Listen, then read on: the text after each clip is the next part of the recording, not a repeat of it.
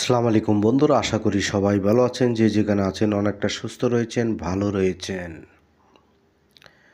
আপনারা জানেন গরিবের পাতে জুটছে না মাছ মাংস, সবজি বাজারে রয়েছে আকাশ ছোঁয়া মূল্য।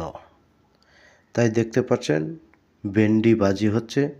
ভেন্ডি রয়েছে বর্তমান বাজারে 60 টাকা করে প্রতি কেজি। সয়াবিন তেলে প্রতি লিটারে বেড়েছে 9 টাকা।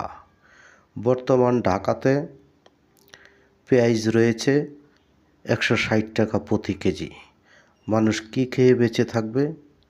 সরকার আসে সরকার যায়, তবে গরিবের ভাগ্য কখনোই পরিবর্তন হয় না। আলু রয়েছে বর্তমান 25 টাকা করে ঢাকার বাজারে।